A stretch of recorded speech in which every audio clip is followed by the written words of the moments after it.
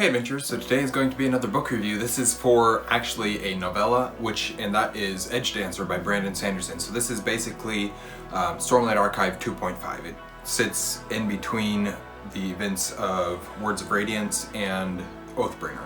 So I've needed to read the Stormlight novellas for a long time, and eventually I was like, well, I need a new audiobook, and it was available on audiobook, so I just decided to read it. Yeah, so we'll get right into the review. So of course this is a fantasy story. It's the same world as Stormlight Archive, so Scadrial and Cosmere and everything, and it's massive, high fantasy. Scale-wise, because it's a novella, it's purposely a lot smaller in scale, but it has big ramifications, and not so much ramifications I guess, but it ties very importantly into Stormlight Archive and helps the characters develop. Some of the characters that we have seen or have been in interludes or whatever, but we really don't have a good taste of who they are. This novella helps to grow their character and take them from the point that we know them from in Words of Radiance to the point that we know them from in Oathbringer. So there's a lot of great stuff in this one. The continued exploration of the world and cultures, and especially digging into this new city, was really fun.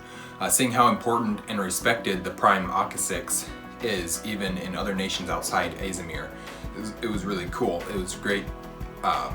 It was a great way to flesh out that world and be like, this is an important character. We know from the interlude in Words of Radiance where we first meet Lift how important this Prime is, this Prime Akasix, or whatever they call him. I feel like he's got several different titles, but that's the one that I feel like I remember them using for him the most, so that's what I'm calling it. The whole thing with the 10 different pancakes and how that is tied into the culture of the city it's strange, but at the same time, as somebody who likes pancakes, it was fun to watch how they were utilized. And of course, it being Lift, her needing food all the time, directly tied into that, but also just the way that it was utilized to build out the world and what each of the 10 pancakes means and how all that ties into the culture. It's very interesting, and just like a random little thing that really doesn't mean anything, but it does enough that it's an interesting tidbit, I guess. Unfortunately, as with a lot of other people I've heard talk about it, Lift is not the easiest character to love, at least for me. I know some people who do, and I know some people who are like me and don't love her that much. She's fine, but definitely wasn't the part of the book that I really enjoyed. She's not the most annoying character I've ever read or anything, and she is fun at times, but there's a bit of forced immaturity to her that is annoying, and I understand and know how it ties directly into her character, and that there's a reason for it, but I still don't love it, and I don't have to love it. So there's that forced immaturity that is in her character that is really what makes me not love her character that much.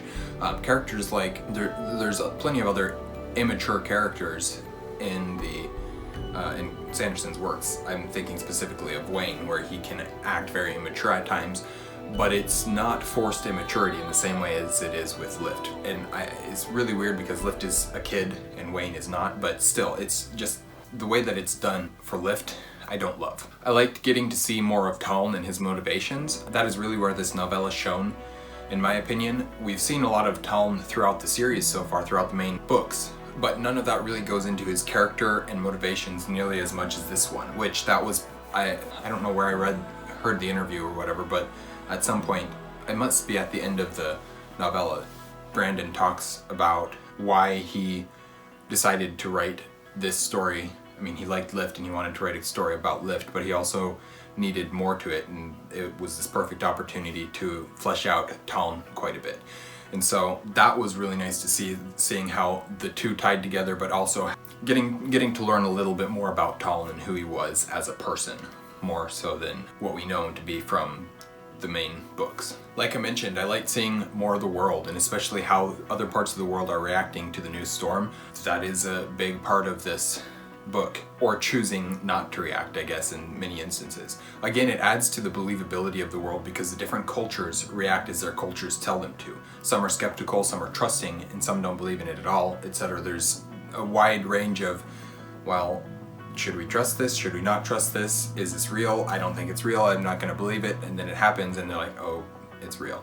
But the way that their culture, the culture of each of these people reflects or it informs their decision making in regards to this new storm is really well done, because it's believable. Their culture is set up in such a way and designed in such a way so that this is what their culture does, and when they hear something like this, they don't believe it because of their culture or whatever, and I really like seeing that. So yeah, it was enjoyable, and as always, well written. Brandon is a great writer. Definitely a necessary piece to fill in some gaps, like how Lift came to be an important player during Oathbringer, or what Talon has been doing and how his mindset has changed between book 2 and 3.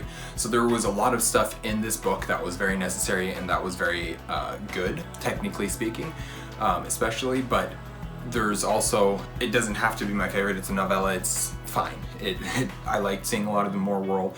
I love Scadril. It's such a fun place, and I shouldn't call it a fun place, but it's a fun world to see and to read about because it's so different, so drastically different than Earth, and I like seeing that. So that is my review for Edgedancer by Brandon Sanderson. Let me know what you guys think down in the comments below. Please like and subscribe if you haven't already. We post videos every Monday and Thursday. We will see you guys again soon. Thanks for watching an Erudite adventure. Stay warm.